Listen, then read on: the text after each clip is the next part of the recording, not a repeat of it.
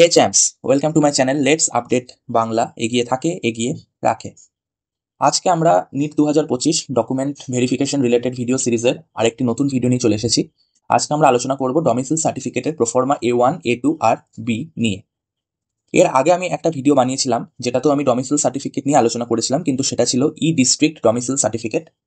যারা এখনো পর্যন্ত সেই ভিডিওটা দেখোনি, আমি আমার ডেসক্রিপশন বক্সে এই ভিডিও নিচেই তার লিঙ্কটা দিয়ে দেবো, সেখান থেকে তোমরা কিন্তু দেখে নিতে পারো। তো চলো আজকে আমরা ভিডিওটা শুরু করি প্রোফর্মা A1, A2, B নিয়ে। প্রথমেই বলে রাখি আমরা এই ভিডিওতে কি কি নিয়ে আলোচনা করব। প্রথমে আমরা আলোচনা করব প্রোফর্মা A1, A2 এবং B কোনটা কাদের জন্য, এবং কি এগুলো বের করতে কি কি ডকুমেন্টস আমাদেরকে নিয়ে যেতে হবে, এবং কোথায় আমরা ডকুমেন্টসগুলোকে জমা দেবো বা কোথা থেকে আমরা ডকুমেন্টসগুলো পেতে পারি। আর যে প্রোফর্মা A1, A2, B এগুলোর যে প্রোফর্মাটা বেরোবে, এটার যে ফর্মের মতো যেটা বেরোবে, সেটা আমরা কোথা থেকে ডাউনলোড করব, কি করব, সব বৃত্তান্ত আমি এই ভিডিওতে আলোচনা করব। একেবারে A to Z তথ্য আমরা এই ভিডিওতে আলোচনা করব। তো চলো শুরু করা যাক। প্রথমে বলি ডমিসাইল সার্টিফিকেট কত রকমের হয়। ডমিসাইল সার্টিফিকেট টোটাল 3 রকমের হয়।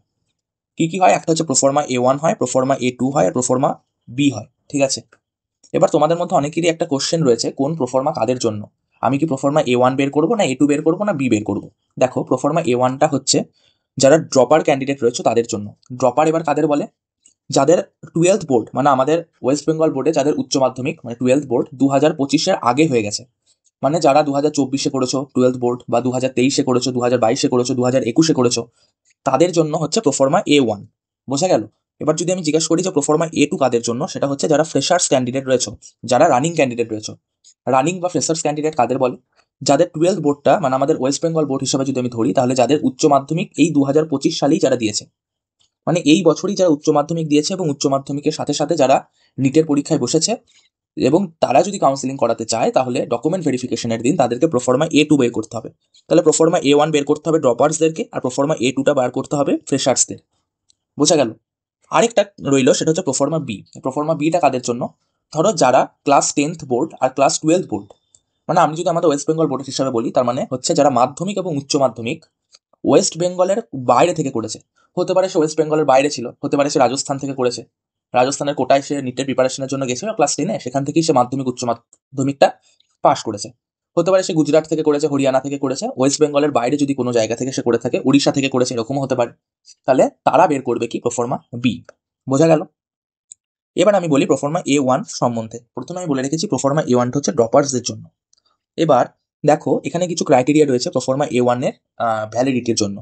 প্রথমত, তোমাকে 31শে ডিসেম্বর 2024-এর মধ্যে তোমাকে এই ওয়েস্ট বেঙ্গলে 10 বছর কাটিয়ে ফেলতে হবে। মানে তুমি এই ওয়েস্ট বেঙ্গলে 10 বছর বসবাস করেছো, এটা কিন্তু তোমাকে হতে হবে। মানে তোমাকে 31শে ডিসেম্বর 2024-এর মধ্যেই 10 বছরের একটা যে তুমি এই স্টেটে রয়েছো, 10 বছর ধরে এই স্টেটে বসবাস করছো, মানে ওয়েস্ট বেঙ্গলে বসবাস করছো, সেটা থাকতে হবে। মানে তার একটা প্রুফ থাকতে হবে।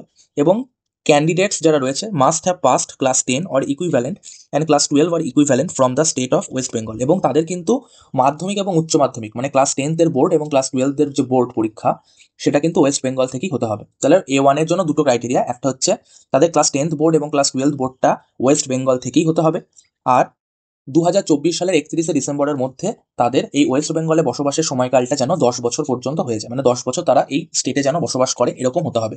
আর তারপর আরেকটা ক্রাইটেরিয়া হচ্ছে এটা ড্রপার্সরা বের করবে। প্রোফর্মা A1 সম্বন্ধে আশা করি বোঝা গেছে। এবার আমি বলি প্রোফর্মা A1টা কেমন দেখতে। দেখো, এটা হচ্ছে 2024 সালে, মানে আগের বছর কাউন্সিলিং এর সময় ডকুমেন্ট ভেরিফিকেশনের সময় যেই ডকুমেন্টটা বেরিয়েছিল প্রোফর্মা, তার একটা ছবি আমি নিয়ে এসেছি তোমাদেরকে স্যাম্পল হিসেবে দেওয়ার জন্য। দেখো, এই ডকুমেন্টটা wbmcc.nic.in এই বছর এখনো তো আপলোড হয়নি, এখনো তো অল ইন্ডিয়া কাউন্সিলিং শুরু হয়নি। তো অল ইন্ডিয়া কাউন্সিলিং শুরু হওয়ার 1 সপ্তাহ পরেই আমাদের স্টেটে কাউন্সিলিং শুরু হয়ে যাবে। তো তখন কি দেখবে তোমরা যে WBMCC ওয়েবসাইটে প্রোফর্মা আপলোড হয়ে গেছে, সেখান থেকে তোমরা প্রোফর্মাটা কিন্তু বার করবে। এই প্রোফর্মাটা বের করতে কিন্তু যেও না, এটা হচ্ছে 2024 সালের প্রোফর্মা। দেখছো, 2024 সালে কিন্তু এখানে 2023 লেখা থাকবে, আর এই বছর যখন চলে আসবে তখন এখানে 2023 সালের জায়গায় 2024 লেখা থাকবে, 2023 সালের জায়গায় 2024 লেখা থাকবে। তা এটা হচ্ছে তোমাদের টোটাল ডকুমেন্টটা প্রোফর্মা A1। এটা তোমাদের ক্লিয়ার প্রিন্ট আউট বের করতে হবে। এটা ক্লিয়ার প্রিন্ট আউট বের করে তোমাকে নিয়ে যেতে হবে নির্দিষ্ট জায়গায়। আমি বলে দেবো ভিডিওর শেষের দিকে, আমি বলে দেবো যে তোমরা কোন প্রোফর্মা কোথায় গিয়ে তোমরা সই সবুত করাবে, সব আমি বলে দেবো। তো এবার আমরা আসি প্রোফর্মা A2 তে। তাহলে প্রোফর্মা A2 হচ্ছে, প্রথমে বলে রেখেছি, এটা হচ্ছে ফ্রেশার্সদের জন্য, মানে যারা এই বছরেই মানে 2025 সালেই ওয়েস্ট বেঙ্গলেই তাদের উচ্চ মাধ্যমিকটা পাশ করেছে এই বছরই, মানে 12th বোর্ড তারা এই বছরই দিয়েছে। তার সাথে আরেকটা ক্রাইটেরিয়া যেটা আমি আগের ক্ষেত্রে বলেছি A1 এর ক্ষেত্রে, যে 2024-এর 31শে ডিসেম্বরের মধ্যে যেন এমন হয় তারা ওয়েস্ট বেঙ্গলে 10 বছর বসবাস করে ফেলেছে, এরকম হতে হবে। মানে আমি 2024 31শে ডিসেম্বরে 10 বছর ধরে আমি ওয়েস্ট বেঙ্গলে রয়েছি, এইরকম একটা পরিস্থিতি তৈরি হতে হবে। আর হচ্ছে 2025 সালেই আমাকে বোর্ডটা ক্লিয়ার করতে হবে, মানে 12th-এর বোর্ড আমি 2025 সালেই দিয়েছি, মানে আমি উচ্চ মাধ্যমিকে যে বছর দিয়েছি সেই বছরই আমি নিটটা ক্লিয়ার করেছি, মানে এই বছর, মানে 2025 সালে আমি উচ্চ মাধ্যমিকে দিয়েছি এবং উচ্চ মাধ্যমিক দেওয়ার 2 মাস পরে আমি নিটে বসেছি। এদেরকে বলা হয় ফ্রেশার্স, এবং এদের জন্য শুধুমাত্র প্রোফর্মা A2, এদের কিন্তু প্রোফর্মা A1 বের করতে হবে না। আবার যারা প্রোফর্মা A1 বের করবে তাদের কিন্তু প্রোফর্মা A2 বের করার দরকার নেই। বোঝা গেল? এবার আমি বলি প্রোফর্মা A2টা কিরকম দেখতে। দেখো এরকম হচ্ছে প্রোফর্মা A2টা দেখতে। এটা আমি একটা স্যাম্পল নিয়ে এসেছি, এটা হচ্ছে 2024 সালের প্রোফর্মা। এই বছর কিন্তু তোমাদের WBMCC ওয়েবসাইটে প্রোফর্মা A2টাও আপলোড হয়ে যাবে নির্দিষ্ট সময়ে, তখন তোমরা প্রোফর্মা A2টা বের করে নির্দিষ্ট জায়গায় গিয়ে তোমরা এটাকে সই সাবুত করিয়ে আনবে। এবার বলি প্রোফর্মা বিটা কাদের জন্য। দেখো এটা আমি একটু ভালো করে বুঝিয়ে বলি প্রোফর্মা বিটা, কারণ প্রোফর্মা বিটা হচ্ছে একটু বোঝার ব্যাপার রয়েছে। প্রথমত এটা তো হতে হবে যে ক্যান্ডিডেটস যারা রয়েছে তারা কিন্তু ওয়েস্ট বেঙ্গলে 2024-এর 31শে ডিসেম্বর অবধি 10 বছর বসবাস করেনি। এটা হচ্ছে একটা ক্রাইটেরিয়া হতে পারে। যে দেখো এখানে বলছে যে রেসিডেন্সিয়াল আর domicile certificate for candidates not residing in the state of West Bengal continuously at least last 10 years. একটা কথা বলে রাখি, এটা কিন্তু কন্টিনিউয়াসলি লাস্ট 10 ইয়ার্স ধরে তোমাকে বসবাস করতে হবে, কিন্তু প্রোফর্মা বিটা যারা লাস্ট 10 ইয়ার্স কন্টিনিউয়াসলি এখানে বসবাস করেনি। কন্টিনিউয়াসলি মানে আমি ধরো 8 বছর বসবাস করলাম, কিন্তু মাঝের 2 বছর আমি অন্য কোথাও বসবাস করলাম, দিয়ে আবার পরের 2 বছর এসে কিন্তু আমি ওয়েস্ট বেঙ্গলে বসবাস করলাম, তাহলে কিন্তু আমার 8 আর 2 10 বছর হচ্ছে, কিন্তু সেটাকে কিন্তু কন্টিনিউয়াসলি 10 বছর ধরা হবে না, কেননা আমি মাঝে 2 বছর কিন্তু অন্য জায়গায় থেকেছি, একটা গ্যাপ তৈরি হয়ে গেছে। সুতরাং আমি যদি বসবাসের সময়কালটা দেখি 10 বছর, সেটা কিন্তু আমাকে একবারে কন্টিনিউয়াস হতে হবে, মানে একবারে 2000 ধরো আমি 2002 সাল থেকে এখানে আছি, 2002 3 4 5 6 7 8 9 10 11 12 করে 13 সাল অবধি আমাকে টোটাল এখানে থাকতে হবে, মানে পুরো কন্টিনিউয়াস 10 বছর থাকতে হবে, মাঝে কোনো গ্যাপ থাকলে হবে না। তাহলে তারা কি বের করবে A1 আর A2, কিন্তু এখানে তো প্রোফর্মা বিতে কি বলছে যে যারা কন্টিনিউয়াসলি 10 বছর এখানে বসবাস করেনি 2024-এর 31শে ডিসেম্বর অবধি, তাদের জন্য প্রোফর্মা বি। এটা একটা ক্রাইটেরিয়া। আরেকটা ক্রাইটেরিয়া কি, যাদের ক্লাস 10 অথবা ক্লাস 12 এর বোর্ড ওয়েস্ট বেঙ্গলের বাইরে থেকে যারা করেছে, ঠিক আছে, এটা আরেকটা ক্রাইটেরিয়া। কিন্তু একটা কথা মাথায় রাখতে হবে, কিন্তু যাদের বাবা মা বা যাদের parents R permanent residents of West Bengal having there permanent home address within West Bengal and living continuously at list last 10 years in West Bengal as on 31st December of 2024। তাহলে আরেকটা কথা বলে রাখি যে তারা যে ক্যান্ডিডেটরা রয়েছে, যে ক্যান্ডিডেটস রয়েছে, যে ক্যান্ডিডেটটা পরীক্ষা দিয়েছে সেই ক্যান্ডিডেটটা কিন্তু 10 বছর ধরে আমাদের এখানে বসবাস করছে না কন্টিনিউয়াসলি, কিন্তু তাদের বাবা মাকে কিন্তু অবশ্যই কন্টিনিউয়াসলি 10 বছর ওয়েস্ট বেঙ্গলে বসবাস করতে হবে, এবং তাদের কিন্তু একটা পার্মানেন্ট অ্যাড্রেসও থাকতে হবে, ঠিক আছে। এবং 2024 সালের 31শে ডিসেম্বর অবধি সেই 10 বছরটা যেন কমপ্লিট হয়ে যায়। এইটা হচ্ছে টোটাল প্রোফর্মা বি এর ক্রাইটেরিয়া। বোঝা গেল? আমি আরেকবার রিপিট করে দিই প্রোফর্মা বি এর কেসটা, কারণ এই প্রোফর্মা বি নিয়ে অনেকের কনফিউশন থাকে। প্রথমত বলি, যাদের ক্লাস 10 অথবা ক্লাস 12 এর বোর্ড ওয়েস্ট বেঙ্গলে হয়নি, ওয়েস্ট বেঙ্গলের বাইরে থেকে হয়েছে, তারা পড়বে প্রোফর্মা বি এর আন্ডারে। এর সাথে সাথে আরো দুটো কন্ডিশন রয়েছে, সেটা হচ্ছে যে ক্যান্ডিডেটটা নিট দিয়েছে অথবা যে ক্যান্ডিডেটটা বাইরে থেকে মানে ওয়েস্ট বেঙ্গলের বাইরে থেকে ক্লাস 10 অথবা 12টা কমপ্লিট করেছে, সে কিন্তু 2024-এর 31শে ডিসেম্বরের মধ্যে কন্টিনিউয়াসলি 10 বছর আমাদের ওয়েস্ট বেঙ্গলে থাকেনি। এটা হচ্ছে একটা ক্রাইটেরিয়া, কন্টিনিউয়াসলি 10 বছর আমাদের ওয়েস্ট বেঙ্গলে কিন্তু সেই ক্যান্ডিডেটটা থাকেনি, কিন্তু তার বাবা মাকে কিন্তু 31শে ডিসেম্বর 2024-এর মধ্যে 10 ইয়ার্স কন্টিনিউয়াসলি ওয়েস্ট বেঙ্গলে থাকতে হবে, এবং তাদের কিন্তু এই ওয়েস্ট বেঙ্গলে অবশ্যই একটা পার্মানেন্ট হোম অ্যাড্রেস থাকতে হবে, এবং সেটার কিন্তু প্রুফ আমাকে দেখাতে হবে যখন আমি প্রোফর্মা বিটা বের করতে যাব। তো বোঝা গেল প্রোফর্মা বিটা কাদের জন্য, আমি খুব ভালো করে বুঝিয়ে দিলাম। প্রোফর্মা বিটা হচ্ছে এদের জন্য। দেখো প্রোফর্মা বিটা কেমন দেখতে, এটাও তুমি সেম wbmcc.nic.in ওয়েবসাইট থেকে পেয়ে যাবে, যখন সময় আসবে নির্দিষ্ট সময় তোমরা পেয়ে যাবে। এখানে কিন্তু দুটো ফটোগ্রাফ লাগাতে হয়, একটা হচ্ছে ক্যান্ডিডেটের ফটোগ্রাফ, একটা হচ্ছে তার বাবা অথবা মায়ের ফটোগ্রাফ, যাকে আমি শো করবো। এখানে আমি যার নামটা লিখবো, ফাদার বা মাদারের মধ্যে আমি যার নামটা এখানে লিখবো, যে অ্যাপ্লিকেন্ট রয়েছেন, তার ফটো কিন্তু আমি এখানে শো করবো, তার ফটো কিন্তু আমি এখানে অ্যাটাচ করবো। বোঝা গেল? এবং এটা হচ্ছে টোটাল প্রোফর্মা বি এর টোটাল ফরম্যাট, এটা তোমরা বের করে নিতে পারবে এবং নির্দিষ্ট জায়গায় গিয়ে তোমরা সই সাবুত করে নিয়ে আসতে পারবে। এবার আমি বলি যে আমরা কাদের কাছ থেকে সাইনটা করাবো, যে ডমিসাইল সার্টিফিকেটের প্রোফর্মা A1 A2 B রয়েছে, সেটা আমরা কার কাছ থেকে সাইনটা করাবো। দেখো প্রোফর্মা A1 আর বি এর জন্য একজনের কাছে আমাদের যেতে হবে, মানে যারা প্রোফর্মা A1 বার করবে বা যারা প্রোফর্মা বি বার করবে। তো প্রোফর্মা A1 তো ড্রপার্স ক্যান্ডিডেট বার করবে, যারা কন্টিনিউয়াসলি লাস্ট 10 ইয়ার্স আমাদের ওয়েস্ট বেঙ্গলে রয়েছে এবং যাদের 10 অথবা 12 আমাদের ওয়েস্ট বেঙ্গল থেকেই হয়েছে, কিন্তু 2025 সালে হয়নি, 2025 সালের আগে তারা কমপ্লিট করে ফেলেছে উচ্চ মাধ্যমিক বা উচ্চ মাধ্যমিকটা। তারা হচ্ছে প্রোফর্মা A1 অর্থাৎ ড্রপার্স ক্যান্ডিডেট। তারা যেখানে যাবে এবং যারা প্রোফর্মা বি বার করতে যাবে, আমি আগেই বুঝিয়ে রাখলাম যে প্রোফর্মা বিটা কাদের জন্য, তাদের যাওয়ার জায়গা কিন্তু এক জায়গায়, কিন্তু যারা প্রোফর্মা A2 বের করতে যাবে, মানে যারা ফ্রেশার্স ক্যান্ডিডেট, যারা 2025 সালে উচ্চ মাধ্যমিক দিয়েছে এবং 2025 সালে যারা নিট ক্র্যাক করেছে এবং যাদের লাস্ট কন্টিনিউয়াসলি 10 ইয়ার্স ধরে এই পশ্চিমবঙ্গে বসবাস করছে, তারা কিন্তু যাবে আরেকটা জায়গায়। তারা কিন্তু A1 বা বি বের করতে ড্রপার্সদের যেখানে যেতে হয়, সেখানে কিন্তু যারা ফ্রেশার্স রয়েছে তাদেরকে যেতে হবে না, ফ্রেশার্সদের জন্য অন্য জায়গায়। তাই জন্য আমি এখানে দেখো দুটো পয়েন্ট করেছি, for proforma A1 and B and for proforma A2। আমি এবার ভাগ ভাগ করে আলোচনা করবো যে কাকে কোথায় যেতে হবে। তো প্রোফর্মা A1 আর বির জন্য আমি একসাথে আলোচনা করবো, কারণ দুজনের যাওয়ার জায়গাটা একই, মানে সই করতে নিয়ে যাওয়ার জায়গাটা একই, মানে ফরম্যাটটা বের করে আনার জায়গাটা একই। কিন্তু প্রোফর্মা A2 বার করার জায়গাটা কিন্তু আলাদা। A1 বা বি যেখান থেকে বার করবো সেখান থেকে কিন্তু A2 বার করা যাবে না। আমি অবশ্যই উল্লেখ করে দেবো যে কে কোথা থেকে বের করতে যাবে। তা দেখো, প্রথমে আমরা বলি যে প্রোফর্মা A1 এবং বিটা তোমরা কোথা থেকে বের করবে। দেখো, বের করার জায়গা অনেক রয়েছে, কিন্তু ম্যাক্সিমাম জন যেটা করে সেটা আমি ভালো করে উল্লেখ করে দিচ্ছি, তোমরা বাকিগুলো পড়ে নিও, তোমাদের বাড়ির পাশে যদি এগুলো থাকে তোমরা এর কাছ থেকেও করতে পারো। কিন্তু ম্যাক্সিমাম জন কিন্তু সাব ডিভিশনাল অফিসার মানে এসডিও এবং ব্লক ডেভেলপমেন্ট অফিসার মানে বিডিও, এই দুজনের কাছ থেকেই করে আনে। এবার আমি বলে দেবো কারা এসডিওর কাছে যাবে বা কারা বিডিওর কাছে যাবে, সেটাও কিন্তু আমি আলোচনা করে দেবো। কেউ যদি চায় না আমি এসডিও বা বিডিওর কাছে যাবো না, তারা কিন্তু এই যে আমি লিখে রেখেছি এইগুলো থেকেও কিন্তু তারা করতে পারে। দেখো, আমি লিখে রেখেছি, কিন্তু আমি যেটা রেফার করবো সেটা হচ্ছে এসডিও অথবা বিডিও, এটাই কিন্তু আমি রেফার করবো। কারণ এতদিন পর্যন্ত যারা যারা ডকুমেন্ট ভেরিফিকেশন করে এসেছে, এত বছর এত দিন ধরে, এই যুগ যুগ ধরে যেটা চলছে, সেটা কিন্তু ম্যাক্সিমাম জনই এসডি অফিস বা বিডি অফিস থেকে কিন্তু বের করে আনে। তা তোমরাও কিন্তু এসডি অফিস বা বিডি অফিসটাকেই প্রেফার করো, অন্য কোনো জায়গায় যাওয়ার আমি বলবো দরকার নেই। কারণ এই দুটোই হচ্ছে একবারে সেফ প্লেস এই সব ডকুমেন্ট বের করার জন্য। দেখো, শুধু যে এই কটাই রয়েছে তা নয়, এর বাইরেও কিন্তু তোমরা এখানেও যেতে পারো। তোমরা নিজেরা পড়ে নেবে যে A1 আর বি এর জন্য আমরা কোথায় কোথায় যেতে পারি। এখানে যেতে পারো তোমরা, এখানেও দেখো আমি লিখে রেখেছি, এখানেও যেতে পারো। দেখো, আমি এখানে লিখে রেখেছি, এখানে যেতে পারো, বা তোমরা এখানেও যেতে পারো, বা তোমরা এখানেও যেতে পারো। ঠিক আছে, আমি সব উল্লেখ করে দিয়েছি, তোমরা নিজেদের সুবিধা মতো যেখানে যাবে, কিন্তু আমি বলবো এসডিও স্যার অথবা বিডিও স্যারের কাছ থেকে বের করে আনতে। বোঝা গেল? এবার দেখো, আমি একটা নোট বলে দিই, সেটা হচ্ছে যে সমস্ত, যার কাছ থেকে আমি সই করি না কেন, মানে ধরো বিডিও অফিসে গেছি, বিডিও স্যার সই করে দেবেন, বা এসডিও অফিসে গেছি, এসডিও স্যার সই করে দেবেন। তোমরা কিন্তু অবশ্যই দেখে নেবে যেই জায়গাটায় তিনি স্ট্যাম্পটা মারছেন বা যেই জায়গাটায় তিনি সইটা করছেন, সেখানে কিন্তু তার ফুল নেম, তার ফুল ডেজিগনেশন, তার place of posting with address, landline or mobile number তা যেন সেখানে তিনি প্রোভাইড করেন, সেখানে কিন্তু তিনি লিখে দেবেন। এটা কিন্তু তোমাদের দায়িত্ব দেখে নিয়ে আসার জন্য। মানে তোমাদের কিন্তু নিজেদেরকে ভালো করে চেক করে আনতে হবে যে ইনি এই সমস্ত জিনিসগুলো সেখানে উল্লেখ করেছেন কিনা। যদি উল্লেখ না করে, তাহলে কিন্তু তোমাদেরকে বলতে হবে তাদেরকে যে স্যার, আমাদের এই জায়গায় আপনার নাম, posting, place of posting, designation, landline number এগুলো উল্লেখ করে দিন। এটা কিন্তু আমাদের বলতে হবে। এবং তার কাছে যদি আইডেন্টিটি কার্ডের নাম্বার থাকে সেটাও সে দিতে পারে, কিন্তু এইটা ম্যান্ডেটরি নয়। এই যে আইডেন্টিটি কার্ড নাম্বারটা কিন্তু ম্যান্ডেটরি নয়। যদি তার কাছে থাকে তাহলে সেটাও প্রোভাইড করতে পারে, কিন্তু এটার জন্য আমরা জোর করতে পারি না। সেটা দিতে চাইলে দিতেও পারে, না দিতে চাইলে নাও দিতে পারে, কোনো অসুবিধা নেই। কিন্তু এই কটা জিনিস যেন সে দিতে পারে, যেটা দেখো আমি টোটাল ক্যাপিটাল লেটারে লিখেছি, সেইগুলো কিন্তু অবশ্যই থাকতে হবে। ঠিক আছে, সেটা কিন্তু অবশ্যই থাকতে হবে। তোমরা ভালো করে চেক করে আনবে যে এই সমস্ত জিনিস তারা লিখে দিয়েছেন কিনা ওই প্রোফর্মা A1 বা বি এর মধ্যে।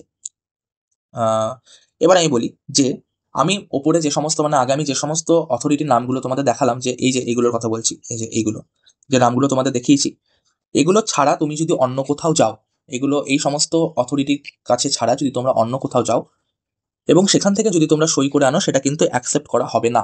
আবার বলে দিলাম, এটা কিন্তু খুব ভালো একটা পয়েন্ট, তোমরা মনে রাখবে। তাই আমি তোমাদের একটা কথাই বলবো, তোমরা এসডিও বা বিডিও স্যারের কাছ থেকেই করো, তাহলে কিন্তু তোমরা সেফ থাকবে। সব জায়গায় অ্যাকসেপ্ট হবে, কেউ তোমাদের ফিরিয়ে দিতে পারবে না। বোঝা গেল? এবার বলি যে ধরো তুমি ডোমিসাইল সার্টিফিকেটটা ইস্যু করেছো এমন কোনো পিপলের কাছ থেকে, যেমন কাউন্সিলর অফ মিউনিসিপ্যাল কর্পোরেশন বা municipality, member of 3 tier panchayat system or GTA, তারপর member of legislative assembly or member of parliament, এদের কাছ থেকেও যদি তুমি করে আনো, তাহলেও কিন্তু সেটা অ্যাকসেপ্ট করা হবে না। শুধুমাত্র আমি যে কটা পদ উল্লেখ করেছি এর আগে, টোটাল 6টা পয়েন্টে দেখবে আমি উল্লেখ করে দিয়েছি, শুধু সেই সমস্ত জায়গা থেকেই তুমি যদি সই করে আনো, তুমি যদি সেখান থেকে ডকুমেন্টটা ভেরিফাই করে আনো, তবেই কিন্তু সেটা আমাদের ফিজিক্যাল ডকুমেন্ট ভেরিফিকেশনের দিন অ্যাকসেপ্ট করা হবে, না হলে কিন্তু অ্যাকসেপ্ট করা হবে না। মাথায় থাকবে কথাটা, আশা করি বোঝাতে পেরেছি। এবার আমি আসি যে প্রোফর্মা A2 যারা বের করবে, মানে যারা ফ্রেশার্স ক্যান্ডিডেট, দেখো আমি লিখে রেখেছি, যারা ফ্রেশার্স ক্যান্ডিডেট মানে এই বছরই যারা 25 দিয়েছো, মানে উচ্চ মাধ্যমিক দিয়েছো, তারা কাদের কাছ থেকে এটা করে আনবে। তারা সে যে ইনস্টিটিউশনে পড়েছো, তোমরা যে ইনস্টিটিউশনে পড়েছো, ক্লাস 12টা তোমরা যেখান থেকে পাস করেছো, সেই ইনস্টিটিউশনের হেডমাস্টার বা হেড অফ দ্য ইনস্টিটিউশনের কাছ থেকে বা প্রিন্সিপালের কাছ থেকে তোমরা সইটা করিয়ে আনবে। তোমাদের বাকি কোথাও যাওয়ার দরকার নেই, তোমাদের এসডি অফিস, বিডি অফিস কোথাও যাওয়ার দরকার নেই। তোমরা তোমাদের স্কুলের হেডমাস্টার মশাইকে দিয়ে সইটা করিয়ে আনবে, বা তোমাদের স্কুলের প্রিন্সিপাল, তোমাদের হেড অফ দ্য ইনস্টিটিউশনের কাছ থেকে সইটা করিয়ে আনবে। তোমাদের কিন্তু খুব সুবিধা, তোমাদের কোথাও যাওয়ার কিন্তু দরকার নেই, তোমাদের না এসডি অফিসে যেতে হবে, না বিডি অফিসে যেতে হবে, তোমাদের কোথাও যাওয়ার দরকার নেই। হ্যাঁ, তোমাদেরকে ই ডিস্ট্রিক্ট ডমিসাইল বের করার জন্য কিন্তু একবার বিডি অফিস বা এসডি অফিসে যেতে হবে। আমি সেই নিয়েও একবার লাস্টে আলোচনা করে দেবো যে আমি শুনছি যে অনেকের ই ডিস্ট্রিক্টে কিন্তু অনেক দেরি লাগছে, মানে অনেকের রেজাল্ট বেরোনোর পরে অ্যাপ্লাই করেছে, এখনো কিন্তু অনেকের 15 দিন 16 দিন হয়ে যাচ্ছে, এখনো তারা হাতে পায়নি, এরকম কিন্তু অসুবিধা আমার কাছে এসেছে, এরকম খবর। আমি তার কি সলিউশন সেটা কিন্তু আমি ভিডিও লাস্টে বলে দেবো, তাই ভিডিওটা পুরোটাই স্কিপ না করে দেখতে থাকো, খুব উপকার হবে তোমাদের। তো চলো বলি যে এবার এই ডকুমেন্টগুলো সাবমিট করতে তোমাদের কোথায় যেতে হবে। যারা দেখো পঞ্চায়েত এলাকায় বসবাস করো, অলরেডি আমি এই কথাটা অনেকবার বলে দিয়েছি আমার আগের ভিডিওতে, তা তোমরা আশা করি বুঝে গেছো যে যারা পঞ্চায়েত এলাকায় বসবাস করো তারা বিডিও অফিসে যাবে, আর যারা মিউনিসিপ্যাল এরিয়াতে বসবাস করো তারা এসডিও অফিসে গিয়ে নির্দিষ্ট ডকুমেন্ট জমা দিয়ে সেগুলোকে ভেরিফাই করাবে। বোঝা গেল? এবার আমি বলি কি কি ডকুমেন্টস লাগবে, যেটা সম্বন্ধে সব থেকে বেশি জিজ্ঞাসা এসেছে আমার কাছে যে কি কি ডকুমেন্টস আমাদের নিয়ে যেতে হবে। দেখো, যে আবেদন করছে তাহলে আবেদনকারীর মাধ্যমিকের অ্যাডমিট কার্ড অথবা বার্থ সার্টিফিকেট নিয়ে যেতে হবে। আমি বলবো তোমরা দুটোই নিয়ে যাও, যেটা লাগবে সেটা দিয়ে দেবে। আধার কার্ড নিয়ে যেতে হবে এবং ভোটার কার্ড নিয়ে যেতে হবে। যদি ভোটার কার্ড না থাকে তাহলে শুধু আধার কার্ডটা নিলেই হবে। কার? তোমার তোমার নিজের আধার কার্ড বা ভোটার কার্ড নিয়ে যেতে হবে। যদি ভোটার কার্ড না থাকে তাহলে শুধুমাত্র আধার কার্ড নিলেই হবে। এবং তোমার বাবার ভোটার কার্ড নিতে হবে বা আধার কার্ডটা নিতে হবে। তোমার বাবারও ভোটার কার্ড এবং আধার কার্ডটা নিয়ে যাবে। আর কি কি নিতে হবে? যদি নিজের বাড়ি হয় তাহলে জমির দলিল বা খতিয়ান বা পর্চা বা খাজনা রসিদ তোমরা নিয়ে যাবে। আমি বলবো জমির দলিলটাই তোমরা নিয়ে যেও। আর যদি তোমরা ভাড়া বাড়িতে থাকো তাহলে ভাড়া রসিদ, বাড়িওয়ালার বাড়ির ও জমির প্রমাণপত্র এবং ভোটার কার্ডটা নিয়ে যেতে হবে। এটা হচ্ছে অনেকটা ই ডিস্ট্রিক্ট ডোমিসিল বার করতে তোমরা যা যা নিয়ে গেছিলে এই অবধি, সেগুলো কিন্তু সেম। এবার বলি যাদের ই ডিস্ট্রিক্ট ডোমিসিল সার্টিফিকেট যারা হাতে পেয়ে গেছো, অর্থাৎ যাদের বানানো অলরেডি হয়ে গেছে, তারা কিন্তু ই ডিস্ট্রিক্ট ডোমিসিল সার্টিফিকেটটাও নিয়ে যেতে পারো। আমি বলবো নিয়ে যাও তোমরা, ডোমিসিল ই ডিস্ট্রিক্ট সার্টিফিকেটটা তোমরা নিয়ে যাও। এবং একটা অ্যাটেস্টেড পাসপোর্ট কালার ফটোগ্রাফও তোমরা নিয়ে যেও। এটা কিন্তু অ্যাটেস্টেড একটা নিয়ে যেও, হাতে করে এমনি নিয়ে যেও। এটা অ্যাটেস্টেডটা, এটা কিন্তু তোমরা ওখানে লাগাবে না। মানে এই যে যে আমি দেখবে একটা ফরম্যাট দেখিয়েছিলাম, প্রোফোনা A1 B A2 এর একটা ফরম্যাট দেখিয়েছি, সেখানে কিন্তু এই অ্যাটেস্টেড পাসপোর্ট ফটোগ্রাফটা লাগাবে না। এটা জাস্ট তোমরা ই ডিস্ট্রিক্টের সময়, ই ডিস্ট্রিক্ট ডোমিসিল অ্যাপ্লাই করার সময় একটা ফটোগ্রাফ তোমরা নিয়ে গেছিলে, মনে পড়ছে? সেই ফটোটা কিন্তু তোমরা সঙ্গে করে নিয়ে যেও, ওটা লাগে না। মানে এই অপশনটা কিন্তু ফালতু, এটা লাগে না। কিন্তু আমি তোমাদেরকে বলবো যে ওই ফটোগ্রাফটা একবার সঙ্গে করে নিয়ে যেও, মানে একটা খামে করে নিয়ে যেও, কাছে রেখো। যদি কখনো চেয়ে বসে তাহলে তোমরা দেবে, চাইবে না, মানে কাউকেই চায় না, তাও তোমরা একবার নিয়ে যেও। মানে কি দরকার, মানে রিস্ক নেওয়ার কোনো দরকারই নেই, ঠিক আছে? নিয়ে যেও। আর বলে রাখি এক্সট্রা কি কি ডকুমেন্ট নিয়ে যেতে হবে, মানে এটা তোমাকে নিয়ে যেতে হবে। অতিরিক্ত লিখে রেখেছি কিন্তু এটা অতিরিক্ত না, এটা তোমাকে নিয়ে যেতে হবে। সেটা হচ্ছে এই যে নিটের ইনফরমেশন বুলেটিনটা যখন বেরিয়েছিল, এই যে কভার পেজটা তোমরা দেখছো, এই কভার পেজের একটা ক্লিয়ার প্রিন্ট আউট বের করে নিয়ে যাবে। কেন বের করে নিয়ে যেতে বলছি? এটা নোটিফিকেশনের প্রুফ হিসাবে কাজ করবে। যে পরীক্ষার যে বিজ্ঞপ্তিগুলো বেরোয় সেই বিজ্ঞপ্তি প্রমাণপত্র হিসাবে কাজ করবে এই যে এই ফ্রন্ট পেজের ক্লিয়ার প্রিন্ট আউট। তার সাথে আর কি নিয়ে যাবে? নিটের অ্যাডমিট কার্ডের একটা ক্লিয়ার প্রিন্ট আউট নিয়ে যাবে। আর নিটের যে স্কোর কার্ড বা রেজাল্ট কার্ডটা এসেছে তার একটা ক্লিয়ার প্রিন্ট আউট তোমরা বের করে নিয়ে যাবে। ঠিক আছে? বোঝা গেল? মোস্ট ইম্পর্টেন্ট পয়েন্ট যেটা আমি বলছি সেটা হচ্ছে প্রোফর্মা A1 বা বি এর আবেদন জানিয়ে তোমাকে কিন্তু বিডিও স্যার বা এসডিও স্যারের কাছে একটা অ্যাপ্লিকেশন লিখে নিয়ে যেতে হবে। কিভাবে লিখবে? একটা সাদা কাগজে, সাদা A4 সাইজের কাগজ নেবে, সাদা A4 সাইজের কাগজে ক্লিয়ার হ্যান্ড রাইটিং এ কিন্তু লিখে নিয়ে যেতে হবে। আর যে সমস্ত ডকুমেন্টস আমি বললাম সেই সমস্ত ডকুমেন্টসের অরিজিনালও নিয়ে যাবে এবং তার কিন্তু 1 কপি করে জেরক্সও তোমরা নিয়ে যাবে। আমি বলবো 2 কপি জেরক্স নিয়ে যাওয়ার জন্য, কারণ এক্সট্রা ডকুমেন্ট থাকলে কোনো অসুবিধা নেই। আরেকটা কথা যেটা বলে রাখি, এটা হচ্ছে সব থেকে ইম্পর্টেন্ট কথা, সেটা হচ্ছে প্রোফর্মার মধ্যে, মানে প্রোফর্মার যে ফরম্যাটটা আমি দেখিয়েছিলাম সেখানে দেখবে ছবি লাগানোর একটা জায়গা আছে, যেখানে তোমার ছবি লাগাতে হবে প্রোফর্মা A1 আর A2 ক্ষেত্রে। আর প্রোফর্মা বি এর ক্ষেত্রে তোমার একটা ছবি লাগাতে হবে, তোমার বাবা বা মায়ের মধ্যে যাকে তুমি শো করবে তার একটা ছবি লাগাতে হবে প্রোফর্মা বি এর জন্য। তাহলে তোমরা প্রোফর্মাতে যে ফটোটা অ্যাটাচ করবে সেখানে কিন্তু কোনো রকম অ্যাটেস্টেড তোমরা আগে থেকে করে নিয়ে যাবে না, একদম ক্লিয়ার ফটো তোমরা সেখানে লাগিয়ে নিয়ে যাবে। সেখানে কিন্তু আমাদের এসডিও স্যার বা বিডিও স্যার তিনি অ্যাটেস্টেড করে দেবেন, আগে থেকে কিন্তু কোনো রকম অ্যাটেস্টেড করার দরকার নেই। তোমার হয়তো মনে পড়ছে একটা কথা, আমি ই ডিস্ট্রিক্ট ডমিসিল যখন বার করার কথা বলেছিলাম ই ডিস্ট্রিক্টে, তখন কিন্তু আমি বলেছিলাম যে ফটোগ্রাফটা নিয়ে যেতে সেখানে অ্যাটেস্টেড করে নিয়ে যেতে, কিন্তু এখানে কিন্তু তোমরা অ্যাটেস্টেড করে নেবে না। এখানে একটা ক্লিয়ার ফটো তোমরা লাগিয়ে নিয়ে যাবে, সুন্দরভাবে লাগিয়ে নিয়ে যাবে, কোনো রকম অ্যাটেস্টেড করে নেবে না। আমি আবারও রিপিট করে দিলাম। বেশ, এবার বলি বিডিও বা এসডি অফিসে গিয়ে তোমরা যেটা করবে। দেখো, খুব সুন্দরভাবে লিখে রেখেছি, তোমাদের বুঝতে একদম অসুবিধা হবে না আশা করি। যে বিডিও বা এসডি অফিসের নির্দিষ্ট কাউন্টারে গিয়ে তোমরা প্রোফর্মা A1 বা বি রিলেটেড পূর্ব উল্লিখিত সমস্ত ডকুমেন্টস জমা দেবে। প্রথম কাজ হচ্ছে এইটা। সাথে তোমরা যে প্রোফর্মাটি, মানে A1 বা বি যে প্রোফর্মার ফরম্যাটটা তোমরা নিয়ে গেছো, মানে WBMCC ওয়েবসাইট থেকে ডাউনলোড করে প্রিন্ট আউট বের করেছো, সেটাকে প্রপার ওয়েতে ফিল আপ করে বিডিও অফিসের সেই নির্দিষ্ট কাউন্টারে তোমরা জমা দিয়ে আসবে, জমা দেবে, দিয়ে আসার দরকার নেই, ওখানে দাঁড়িয়ে থাকবে, দিয়ে। বোঝা গেল?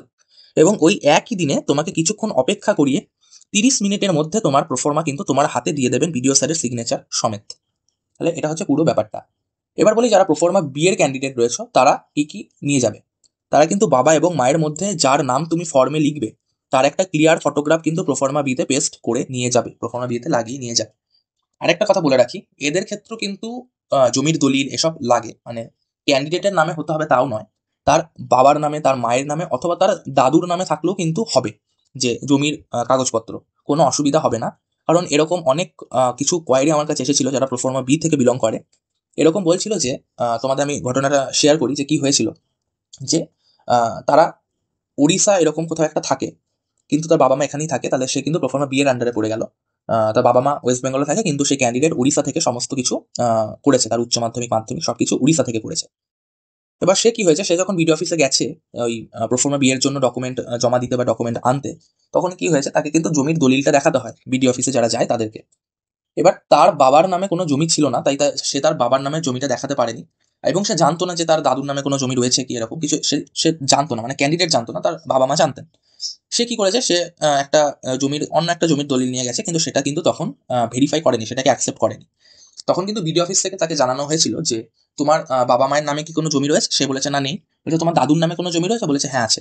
তখন কিন্তু তাকে তার দাদুর নামে যে জমিটা রয়েছে তার দলিলটা কিন্তু সে নিয়ে যায়, এবং সেটাকে কিন্তু অ্যাকসেপ্ট করা হয়েছিল। তাই আমি তোমাদের বললাম যে এই প্রোফর্মা বিয়ের এরকম কিন্তু একটা ঘটনা ঘটেছিল। আমি আমার আমার যেটা আমার সঙ্গে শেয়ার করেছিল সেই ক্যান্ডিডেট, আমারই একটা বন্ধু বলতে পারো। তো আমি কিন্তু সেই ঘটনাটা তোমাদেরকে শেয়ার করলাম। এরকমও কিন্তু হয়, ধরো তোমার বাবা মার নামে জমি নেই, তোমার দাদুর নামে জমি রয়েছে, সেই দলিলটাও কিন্তু তোমরা দেখাতে পারবে, কিন্তু সেখানে দেখাবে, কোনো অসুবিধা হবে না, ঠিক আছে। আর আশা করি এখন সবার বাবা মার নামে একটা করে জমি থাকে, সবার বাবার নামে বা তোমার বাবার নামেই জমি রয়েছে, অসুবিধা হবে না কোনো। তো আমি বলে রাখলাম, কোনো রিস্ক নেওয়ার কিন্তু দরকার নেই, আমি আবারও বলে রাখি, ঠিক আছে। তো চলো, এই অবধি হলো তাহলে। আজকে এইটুকুই থাক, বোঝা গেছে যে মানে আশা করি তোমাদেরকে বোঝাতে পারলাম যে প্রোফর্মা A1 A2 আর বি নিয়ে যে কোনটা কাদের জন্য লাগে, কিভাবে লাগে, কোথা থেকে বের করবে, কাকে দিয়ে সই করবে, সবকিছু আশা করি বোঝাতে পেরেছি। আর হ্যাঁ, একটা কথা বলে রাখি তোমাদেরকে, আমি যেটা প্রমিস করেছিলাম ভিডিও চলাকালীন, যে ই ডিস্ট্রিক্ট ডমিসিল যারা বের করতে গেছো তারা কিন্তু অনেকেই আমাকে বলছে যে 15-16 দিন হয়ে গেল এখনো কিন্তু তারা হাতে পায়নি। তারা বিডিও অফিস থেকে করেছে, কিন্তু এখনো কিন্তু তারা হাতে পায়নি। যে ই ডিস্ট্রিক্ট ওয়েবসাইটটা রয়েছে সেখানে কিন্তু শো করছে ইন প্রোগ্রেস, এই শোটা করছে, এখনো কমপ্লিট হয়নি। তাহলে তাদের কি করণীয়? তারা কি ভেরিফিকেশনের আগে সেটা হাতে পাবে? মানে এতটা লেট হয়ে গেছে, তাহলে কি হাতে পাওয়ার সম্ভাবনা রয়েছে? আমি বলবো যে তোমরা কিন্তু বিডিও অফিসে গিয়ে আর মানে তাদেরকে আর জ্বালাতন করে লাভ নেই, কারণ বিডিও অফিসের কাজটাকে আমি তোমাদের বলি এই ঘটনাটা কিভাবে হয়। যখন তোমরা ই ডিস্ট্রিক্টে ডমিসিলটা অ্যাপ্লাই করতে যাও, তখন কিন্তু বিডিও অফিস থেকে সেটা ফরওয়ার্ড করে দেওয়া হয় এসডি অফিসে। আর দেখবে যেটা ই ডিস্ট্রিক্ট ডমিসিলটা রয়েছে, এরকম একটা ই ডিস্ট্রিক্ট ডমিসিল, এখানে কিন্তু একটা এই এই জায়গাটা করে একটা ডিজিটালাইজড অথরাইজড এসডিও স্যারের সিগনেচার হয়ে কিন্তু ওখানে আসে। মানে পুরো ব্যাপারটা কিন্তু কন্ট্রোল হয় এসডি অফিস থেকে। বিডিও অফিসের কাজ কি? বিডিও অফিসের কাজ হচ্ছে তোমার ডকুমেন্টগুলোকে সঠিকভাবে ভেরিফাই করে এসডি অফিসে ফরওয়ার্ড করে দেওয়া। ওটা কম্পিউটার টু কম্পিউটার ফরওয়ার্ড হয়ে যায়, ঠিক আছে। এবার যখন তোমরা ওই জিনিসটা এখনো হাতে পাওনি, মানে ইন প্রোগ্রেস শো করছে এখনো, তার মানে কি হয়েছে, মানে এসডি অফিসে এখনো পর্যন্ত ওটাকে কেউ দেখেনি, ওটা শো হয়, মানে ওটাকে কেউ খুলে এখনো দেখেনি, তাই জন্য ওটা হয়নি। না হলে ওটা কিন্তু যখন তোমার দেখে ফেলবে তারা, সেটা কিন্তু 1 মিনিটের কাজ, ওটাকে জাস্ট তারা ভেরিফাই করে দেবে। যেমন আমি আমার আমার কেসে বলি, আমি কিন্তু 2 দিনের মধ্যে ওই ডকুমেন্টটা কিন্তু হাতে পেয়ে গেছিলাম। কিন্তু এখন যাদের অসুবিধাটা হচ্ছে, যাদের 15-16 দিন হয়ে গেল এখনো আসেনি, তারা কি করবে, তারা ডাইরেক্ট এসডি অফিসে গিয়ে যোগাযোগ করবে। তারা গিয়ে কি বলবে এসডি অফিসে, যে ই ডিস্ট্রিক্ট ডমিসিল করার সময় তারা যে যে ডকুমেন্টগুলো নিয়ে গেছিল, তোমরা যদি না জেনে থাকো যে কি কি ডকুমেন্ট লাগে, তাহলে আমি কিন্তু একটা প্রিভিয়াস ভিডিওতে অলরেডি বানিয়ে রেখেছি ই ডিস্ট্রিক্টে ডমিসিল অ্যাপ্লাই করার জন্য কি কি ভিডিও নিয়ে যেতে হয়, তোমরা কিন্তু তার হেল্প নিতে পারো। তাহলে বলি যে যাদের এখনো টাইম লাগছে, 15-16 দিন হয়ে গেল এখন আসেনি, তারা কিন্তু আর বিডিও অফিসে গিয়ে তাদের লাভ নেই, তারা ডাইরেক্ট এসডি অফিসে চলে যাবে। এবং এসডি অফিসে কি বলবে যে আমি কিন্তু বিডিও অফিসে ডকুমেন্ট অ্যাপ্লাই করে দিয়েছি ই ডিস্ট্রিক্ট ডমিসিল, সেখান থেকে কিন্তু আপনাদের কাছে ওটা ফরওয়ার্ড করে দেওয়া হয়েছে, এসডি অফিসে কিন্তু ফরওয়ার্ড করে দেওয়া হয়েছে, কিন্তু এখনো পর্যন্ত ইন প্রোগ্রেস দেখাচ্ছে, এখনো পর্যন্ত 15-16 দিন হয়ে গেল আমি কিন্তু ওটা হাতে পাইনি। তুমি যদি ডাইরেক্ট গিয়ে এসডি অফিসে রিপোর্টটা করো, তাহলে দেখবে 1 দিন অথবা 2 দিনের মধ্যে কিন্তু তোমাদের ডকুমেন্টটা তৈরি হয়ে হাতে তোমরা পেয়ে যাবে। তাহলে এটা সব থেকে সুবিধাজনক ব্যাপার। এই এই ঘটনাটা অনেকে জানে না, তাই জন্য তারা বারবার বিডিও অফিসে গিয়ে ওদেরকে জ্বালাতন করে। আর ওরা কি বলে বিডিও অফিসে, ওরা বলে আমরা তো ফরওয়ার্ড করে দিয়েছি, যতক্ষণ না পর্যন্ত এসডি অফিস থেকে ওটাকে ভেরিফাই করবে ততক্ষণ পর্যন্ত তোমরা হাতে পাবে না, এরকম কথা কিন্তু বিডিও অফিস থেকে বলবে। তাই তোমরা বিডিও অফিসে গিয়ে আর জ্বালাতন করে লাভ নেই, তোমরা ডাইরেক্ট এসডি অফিসে চলে যাবে, সেখানে গিয়ে তোমরা পুরো ব্যাপারটা জানাবে যে আমি অমুক তারিখে বিডিও অফিসে জমা দিয়েছি, বিডিও অফিস থেকে আপনাদের কাছে ফরওয়ার্ড করে দেওয়া হয়েছে, এরকম আমাকে জানানো হয়েছে বিডিও অফিস থেকে। তো আমি কিন্তু এখন ওটা হাতে পাইনি, ওটার কতদিনের মধ্যে আমি হাতে পাবো সেটা কিন্তু তোমরা এসডি অফিসে গিয়ে জানাবে। তাহলে দেখবার 1 দিন কি 2 দিনের মধ্যে তোমরা ডকুমেন্টটা পেয়ে যাবে। তো বোঝা গেল, আমি ওই সমস্যাটাও ক্লিয়ার করে দিলাম। তো আজকে এই পর্যন্তই থাক। আমার নিট 2025 ডকুমেন্ট রিলেটেড ভিডিও সিরিজের আরেকটি ভিডিও আজকে কমপ্লিট হলো। আমি কিন্তু এরকম প্রতি ভিডিও নিয়ে আসবো। এরপরে আমি যেটা নিয়ে আসবো সেটা হচ্ছে গ্যাপ সার্টিফিকেট, বন্ড অ্যাফিডেভিট, এই সব কিছু নিয়ে আমি ভিডিও কিন্তু বানিয়ে দেবো। তোমরা যারা এখনো পর্যন্ত আমার চ্যানেলটাকে সাবস্ক্রাইব করোনি কিন্তু ভিডিওটি দেখছো, তারা অবশ্যই আমার চ্যানেলটিকে সাবস্ক্রাইব করে দাও, পাশে থাকা লাইক বাটনে ক্লিক করো। এইটুকুই বলবো, কারণ তোমরা যদি সাবস্ক্রাইব করো, তোমরা যদি শুধু দেখে চলে যাও, কিন্তু সাবস্ক্রাইব যদি না করো তাহলে আমার নতুন ভিডিও বানাতে আমি কিন্তু উৎসাহিত হই না। তাহলে তোমাদের কি করণীয়, তোমরা আমার চ্যানেলটাকে সাবস্ক্রাইব করে দাও, আমার পাশে থাকো সাবস্ক্রাইব করে। তো আজকে এই পর্যন্তই। Thank you everyone. জয় হিন্দ, জয় ভারত। সবাই খুব ভালো থেকো।